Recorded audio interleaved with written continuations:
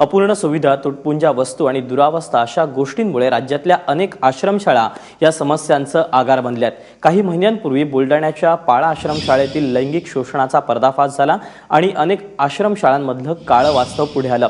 यानंतर वाशिम आणि इतर भागातल्या आश्रमशाळांची सद्यस्थिती काय आहे हे जाणून घेण्याचा आम्ही प्रयत्न केला। त्यात एबीपी माझाच्या हाती लागलेला पाहणी अहवाल हा धक्कादायक आहे। या सगळ्या संदर्भात अधिक माहिती देण्यासाठी सरिता कौशिक आमच्या प्रतिनिधी आपल्या सोबत आहेत। सरिता, नेमकं काय आहे या अहवालामध्ये?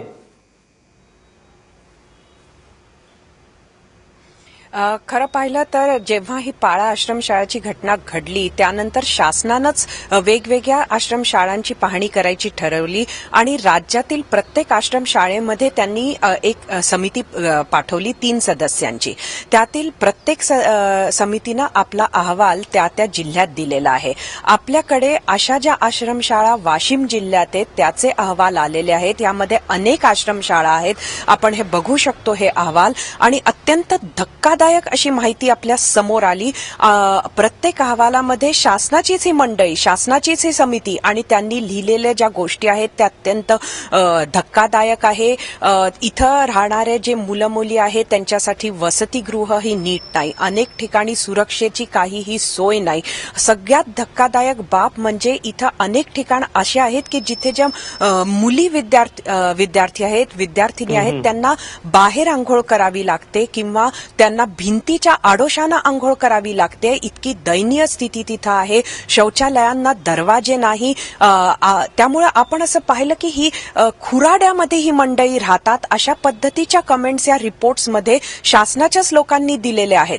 एवढंच नाही तर खायला प्यायला सुद्धा नीट मिळत नाही आणि विदर्भामध्ये थंडीच्या दिवसामध्ये आपल्याला माहितीये की कसा पारा हा पडलेला असतो। अशा वेळेला कुठंही पाणी गरम करण्याची सोय नाही, आंघोळीला थंड पाणीच वापरावं लागतं। हेच नाही तर काही ठिकाणी शौचालयाचंच पाणी हे प्यायला सुद्धा वापरावं लागतं, कुठलंही फिल्टर नाहीये।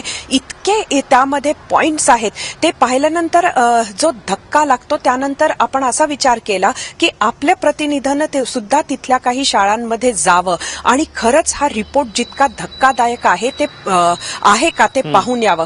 तर लक्षात आलं की मुसळवाडी सारख्या आश्रमशाळेमध्ये वाशिम जिल्ह्यातल्या चक्क गोडाऊनच्या एका जागेमध्ये 116 विद्यार्थिनी एकत्र राहतात आहेत। शौचालयाला दारं नाही, मुलं बाहेर उघड्यावर आंघोळ करत होती। हेच नाही तर मुलींना विचारलं की तुम्हाला खायला काय मिळतं, तर त्यांनी सांगितलं की आम्हाला ऍपल मिळतं, अंडी मिळतं, ब्रेड मिळतं, केळं मिळतं। मग आज काय मिळालं? समोर आपला कॅमेरा असल्या कारणानं त्यांना खरं सांगावं लागलं की आज नाश्त्याला काहीच नाही। मग आपण विचार केला की चला एक दिवसाची ह्यांना अशी मुदत देऊ की एक दिवस जेवायला मिळालं नसेल, नाश्ता मिळाला नसेल, म्हणून दुसऱ्या दिवशी आपण परत एकदा त्याच शाळेत आपला कॅमेरा पाठवला आणि आपल्याला लक्षात आलं की दुसऱ्याही दिवशी तिथं नाश्ता नव्हता। त्यामुळे फक्त तोंडातच ऍपल, अंडी आणि केळी ही नावं आहेत, ताटामध्ये मात्र ह्यातील ऍपल अंडी तर सोडून द्या, इतरही काही पडत नाही अशी अवस्था तिथं आहे। अत्यंत दुरावस्था आपल्याला दिसली। आपण विळेगावच्या आश्रमशाळेमध्ये गेलो, तिथं सुद्धा खुराड्यासारखं ही मुली राहतात। जंगलामधली ती शाळा, पण साधी सुरक्षा भिंत सुद्धा नाही। मुलींनी स्वतः मान्य केलं की आम्हाला अत्यंत धोक्यात असल्यासारखं वाटतं। अनेक आश्रमशाळांमध्ये मुली जिथं राहतात किंवा वसतिगृह आहेत, ज्याला ते वसतिगृह म्हणतात, तिथे पुरुषांना येण्या जाण्यापासून मज्जाव केला पाहिजे असा नियम असताना सुद्धा मज्जाव नाहीये। त्यामुळे हा तर फक्त वाशिम जिल्ह्याचा अहवाल आहे आणि अत्यंत धक्कादायक अशी स्थिती इथं जर का असेल तर पूर्ण महाराष्ट्रात स्थिती वेगळी असण्याचं कारण दिसत नाहीये। हे अहवाल येऊन ह्या समित्या गठीत होऊनही काही वेळ झालेला आहे, मात्र अजून तरी कुठंही शासनाची कारवाई आपल्याला दिसत नाहीये। त्यामुळे सरिता, आता प्रश्न उपस्थित होते की या सगळ्या मंडळींच्या पैशांवर डल्ला मारणाऱ्यांना अभय नेमका आहे तरी कुणाचा? सरिता, खूप खूप धन्यवाद दिलेल्या सगळ्या सविस्तर माहितीबद्दल।